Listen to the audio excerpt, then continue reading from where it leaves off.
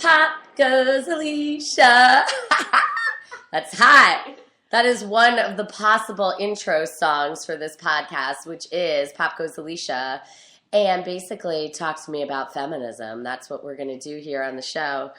For those of you listening, thank you so much for tuning in to our very first, we're going to call this a pilot episode and just see how it goes. I have my guest today is Krista Atkinson, a local comic here in Chicago. She does stand-up with the Just Sticking Around group. Do you guys call yourselves a group? Or Sure. I think Marla calls us a all-female comedy collective, but she's way fancier than me. So Marla is very fancy. We'll just call it a group. So Krista Atkinson, part of Just Sticking Around, the all-female comedy collective here in Chicago. Hi. Hi. Welcome. Thank you. Thanks for giving me a bagel before this all started. We're in my apartment because sometimes when people are live local in Chicago, I'm going to say, come on over and talk to me about feminism with bagels and coffee. The bagels are from Beans and Bagels right down the street here in lovely North Center neighborhood. And yeah. So Krista, talk to me about feminism. Oh my gosh. No, that is not how we're going to start.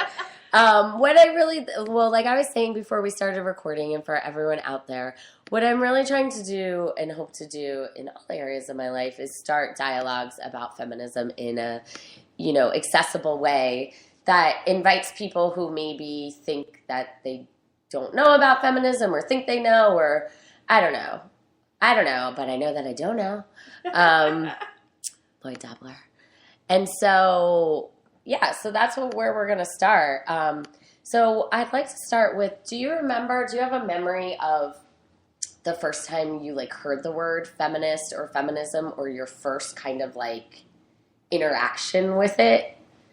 Not specifically. I do remember that kind of the thoughts that were surrounding it when I would hear about it before I actually learned about it in a class was that there was always a negative connotation around it. There was always you hate men, and it's just not an attractive quality, or it's something you shouldn't say about yourself if you want people to like you. There was just always kind of a bad vibe surrounding the word whenever I would kind of hear it brought up throughout my life. Sure. But then the first time I really the first specific memory I have about it was taking, what's the name of that subject? I'm the worst.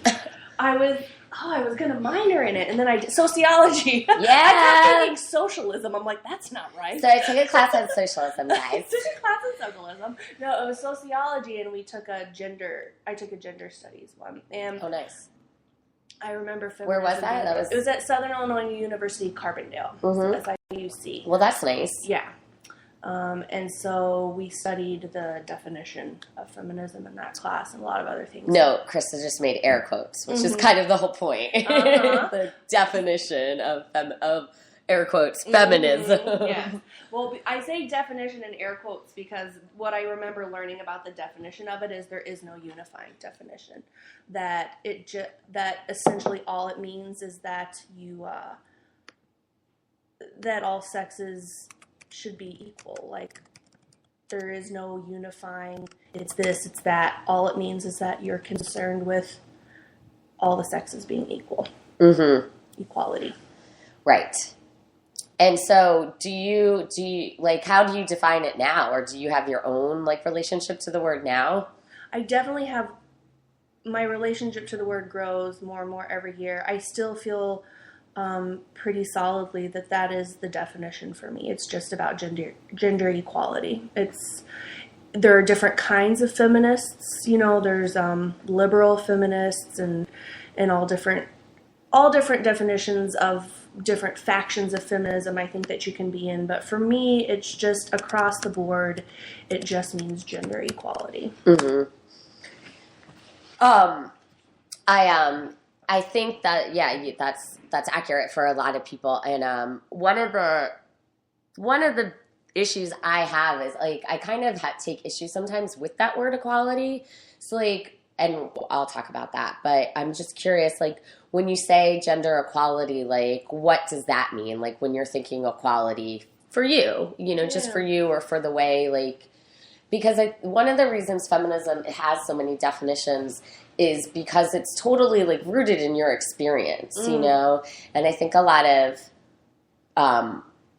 people, men and women both, come to it based on, life choices and life experiences and, the hand they're dealt, for lack of a better word. I majored in sociology, actually. And so, that's basically all I do, right, is like study people and culture. There has to be like sort of a like coming to it by like having an experience where you felt like you were marginalized or not treated fairly or justly or equally.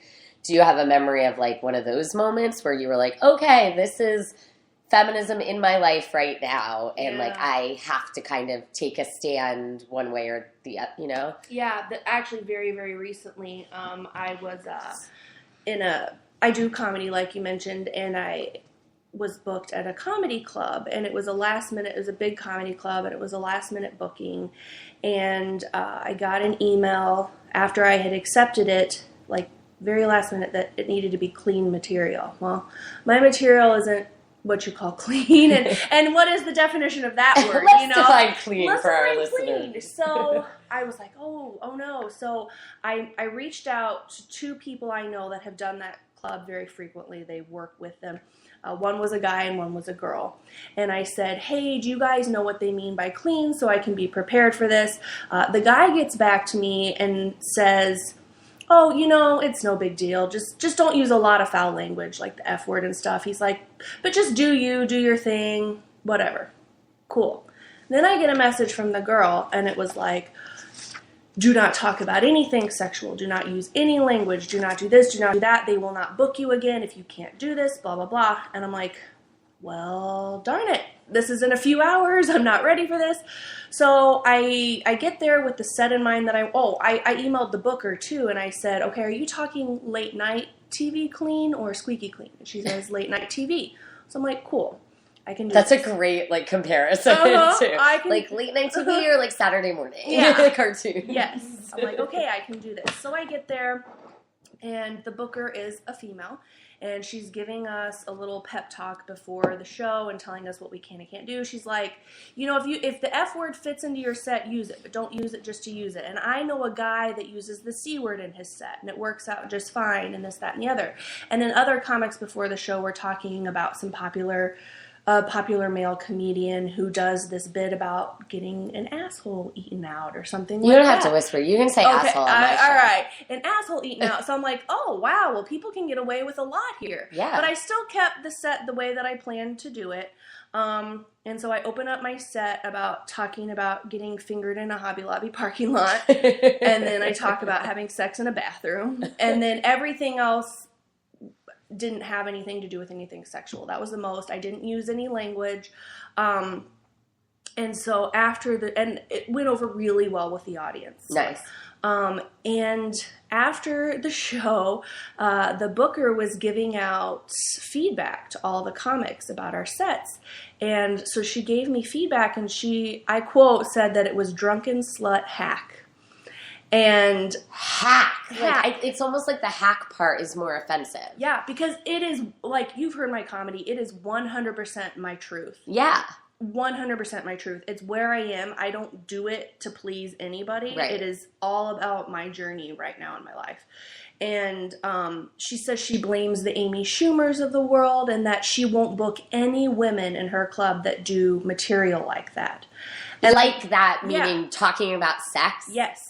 So, when she says a guy uses the C word in his set, and when this other guy gets to come talk about having his asshole eaten and all that, she won't book any women that talk about it. And I'm like, well, then you're leaving out a whole faction of female comedy. You're not representing a whole section of comedy. And she kept telling me how likable I was and how pretty I was, and I hate that word. I'm always likable, and I'm like, oh, fuck off. You're so cute on stage, and you dress so nice, and you don't have to say these things to get people to like you. Yeah. People will like you because you're pretty. Yeah. Don't you go having a voice and opinions now. Yeah. You're just ruining it. Yeah. Don't have sex. Oh, just be cute. No. Yeah. Never. So. Yeah, I think, and I think it takes someone being aware enough to go, oh, like, you had to make that connection and be like, wait a minute. Mm-hmm. These guys can talk about this content, and my content is more or less similar. We're talking about our bodies and what we do with them, and yeah, maybe it's gross, but why is it different when I talk about? And that is totally just like the best example of how deep-rooted our gender roles are. And so, you know, just FYI for everyone out there, like the idea of gender is that it is a performance, you know, that we act like girls and we act like boys in this way that has been defined for us, right? And I just think, you know, people really forget that, and people who haven't been engaged in these kind of conversations too. But I recently had a similar aha moment around this because I was raised in a really traditional like setting. Like my family is like Italian, and even though we're not like super, it's not like we're straight from Italy, you know.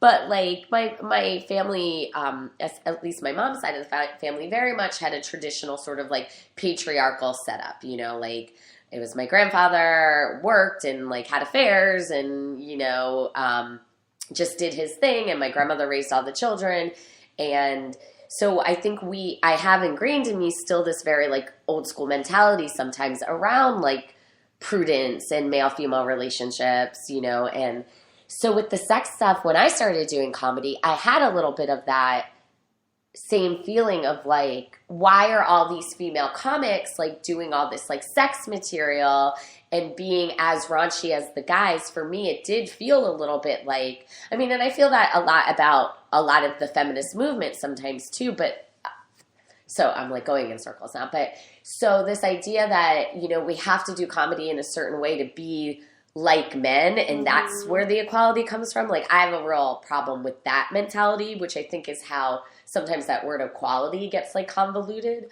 But like back to just the comedy thing specifically, I was just recently having a conversation with Natalie Hose, who I'm not even sure how to pronounce her last name. I thought it was Joe's. Natalie, I'm so sorry. I don't even know how to pronounce her last name. I've never officially met her. I've just She's awesome. Seen her. Side note, Natalie Joes, we love you. She does. I've seen her perform. I've just not talked to her face to face. And so she was talking about being at a roast, which of course, like the nature of a roast is to like, you know, zing people. And she made comments. She said she had, you know, slept with 3 of the comics and had made some comments that around sex that really she could tell like shifted the moment and had and more or less gave her power. And like it took that conversation between me and her, and this was just a couple weeks ago, for me to like really kind of click and get it and go, yeah, like me talking about sex and my sexual experiences is totally okay, however that sounds. And if I want to be raunchy and trashy or whatever, I'm allowed to be. But I think I know I still hold this little fear of like how I am going to be seen, you know, by with the audience or men, you know, like I'm single. Sometimes I'm like, oh, it's going to make it so much hard for me to like meet a guy if I'm like, which I know a lot of people will be like, oh, that's the worst thing a feminist can say, which is like another reason I wanted to have these conversations. And you specifically, because we've talked about this before, about this like conflict of like, can I do this and still be a feminist kind of? Yeah. And what I find interesting about the situation looking back is like, oh, no wonder I got these 2 very different messages and opinions from this male comic and this female comic that I asked, what does clean mean at this club? The guy was saying, don't worry about it. And the girl was like, don't do anything sexual, don't do this. It's like, oh, because they're treated very differently. And it's interesting what you say, because I was just talking with Marla about this, one of my co-producers of Just Sticking Around, and she was saying kind of what you were saying. There was this point where female comics were just starting to come out and feeling like they had to be like the male comics. So they're wearing, flannel on stage, and they're talking about burps and farts and sex the way like a guy would. Right. Because some of them, if that was their truth, great. I don't want to call it hack like this woman did. But some of it was just like, I need to be like this to get noticed. Right.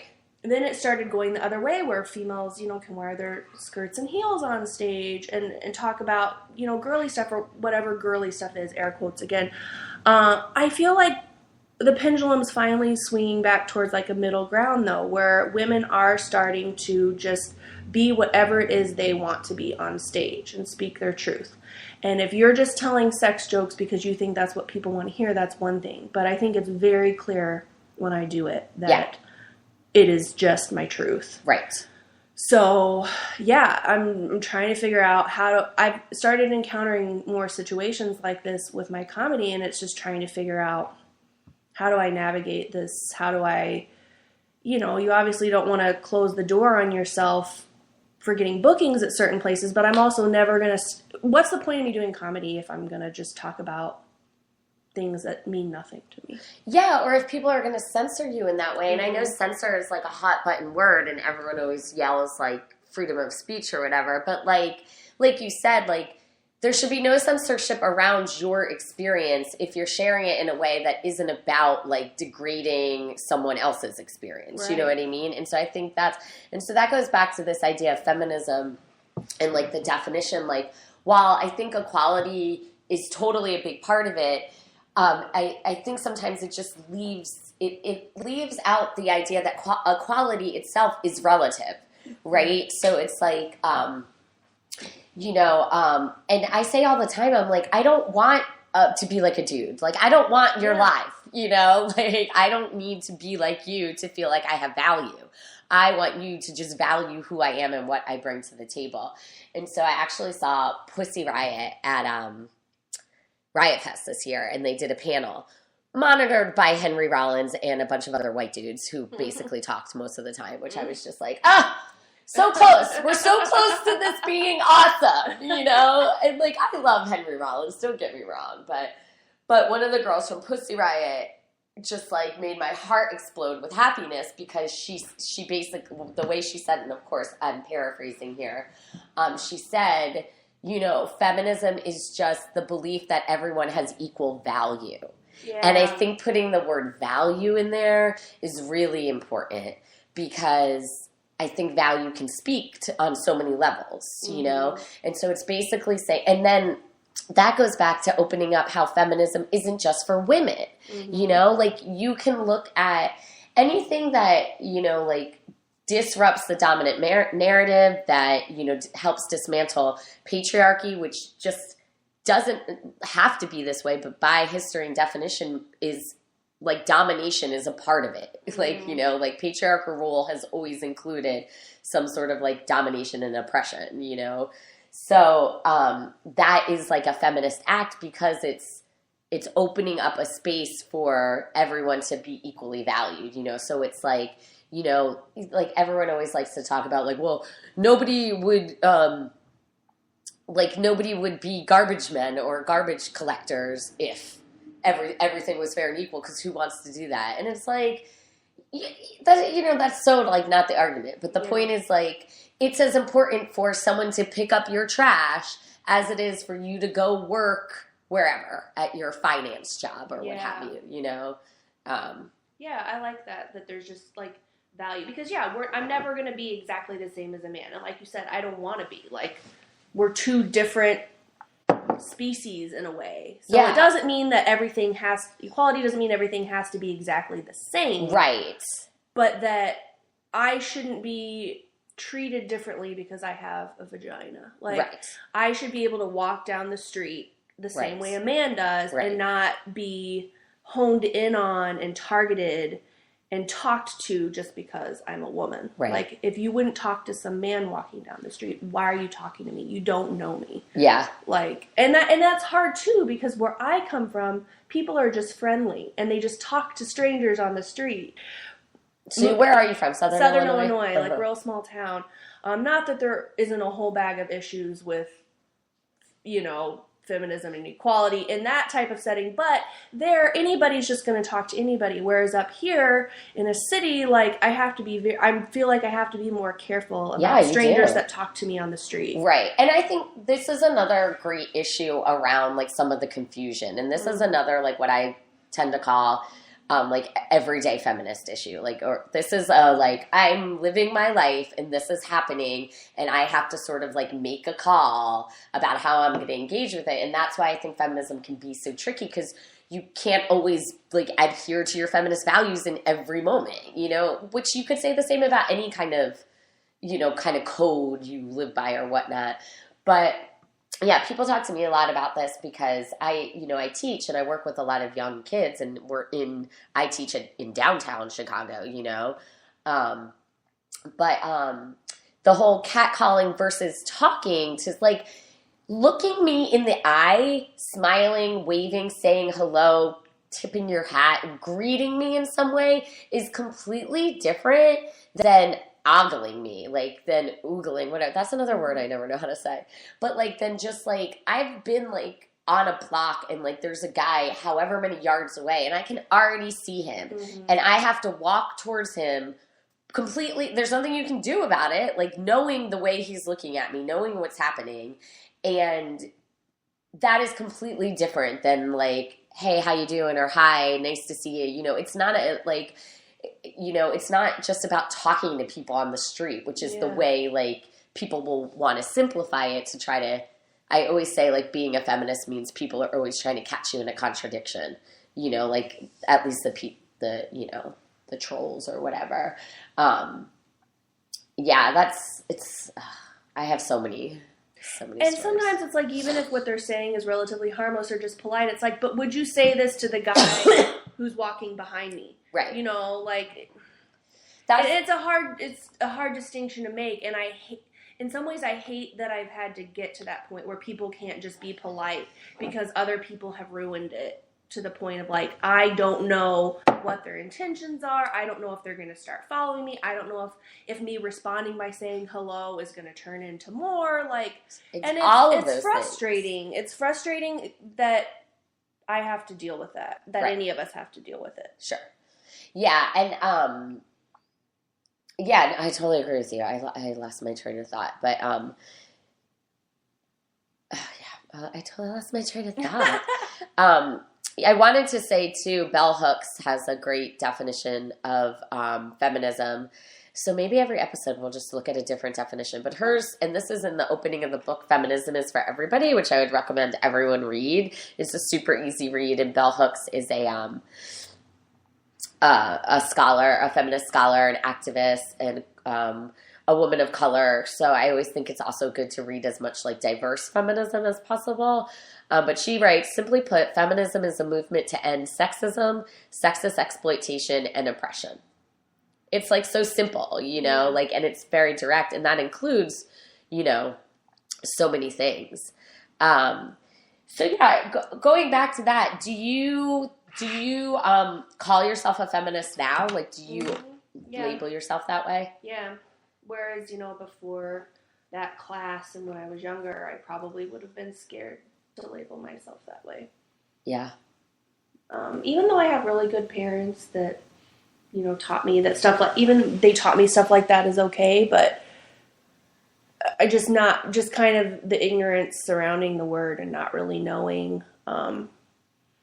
It definitely took learning about it in school and then knowing the strong women I do, especially now, like, knowing you and knowing all the people I know here. Like, I've come leaps and bounds in the last couple years since my divorce, as far as, and another thing too is that I wasn't dealing with a lot of stuff being married, you know. I was a married woman. I was off limits. I wasn't dating. I wasn't meeting, you know. Now I've met so many guys with such ignorant points of view. Yeah. That, the more I encounter issues with it, the more strongly I feel that I really want to speak out on it. Interesting. And I used to be scared too. And now it's like the more you push me, the more I'm going to speak out. Good. That's awesome. I love hearing that. Yeah, really quick, just to circle back, back to the just catcalling idea, I just wanted to comment. The other thing that bothers me about it, like you were saying, that you even have to think about it, it's also rooted in, like, heteronormativity. It assumes that, like, women are attracted to men and men are attracted to women. Mm. And it just goes back to that whole idea of entitlement, that, like, I have the right to talk to you and you need to talk back. Like, I deserve, like, I'm somehow entitled to, like, the conversation. And, like, I agree with you. It gets frustrating when you feel like, oh, I'm kind of taking this out on other people. Mm-hmm. But it's also like you have to, like, set your boundaries, which I think is a big piece of, like, the learning or the, like, unlearning. So back to, like, just, I remember one of the first times I did the open mic at JDA, and you said something about, like, you were like, I was dancing to Blurred Lines today. You were like, I don't know what to do because, like, I just really like that song.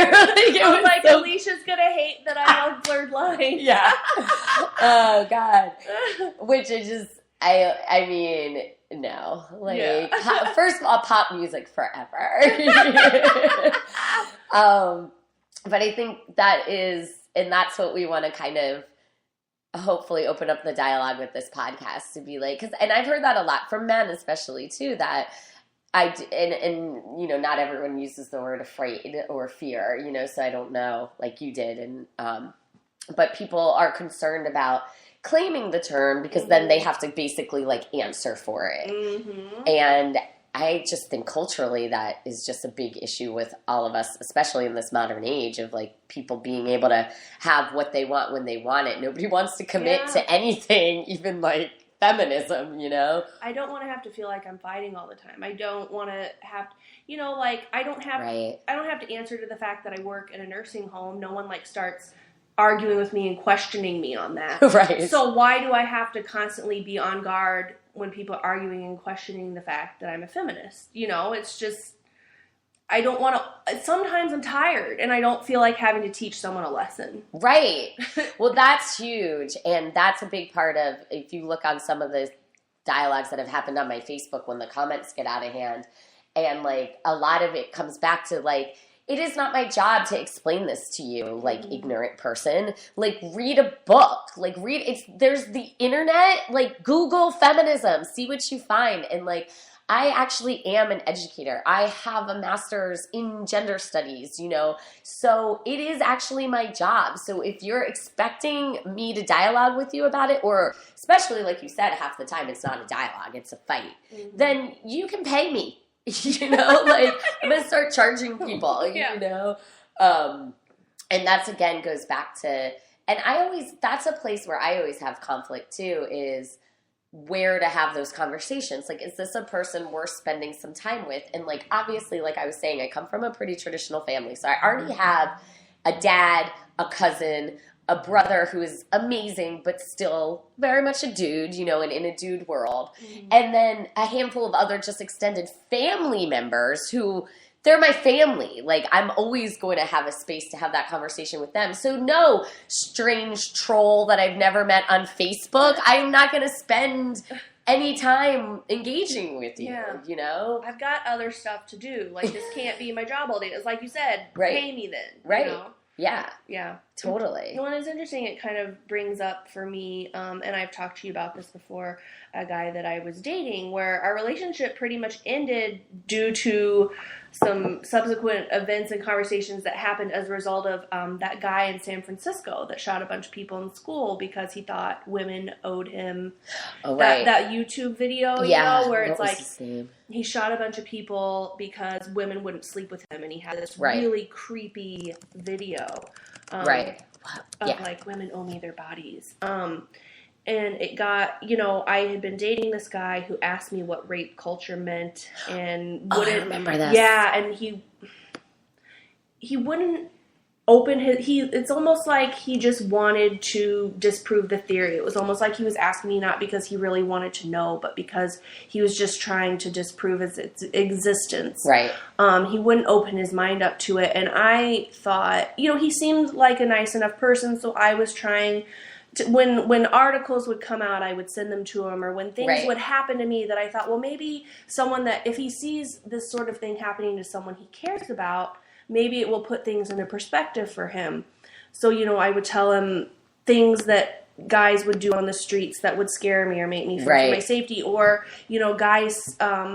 like, for example, what is an example of something that would, happen or guys would do to you on the street that would scare you? Well, actually, one of the nights that I was meeting him for a date, I was walking probably 5 or 6 blocks at night by myself to this bar I was meeting him at. And these two guys, it was like you were saying earlier, you can watch their eyes on you as you are half a block away, and you know you have to walk past them. And then they start eyeing you up and down and talking to you and trying to chat you up and saying things about your body. And you're just like, if I don't respond, are they going to get mad at me for ignoring them? Is that going to make them angry? If I do respond, is that going to give them some sort of idea that is that an invitation? Right. And, I'm walking by myself. Are they going to start following me? You never know. Right. And no amount of explaining this stuff to him really got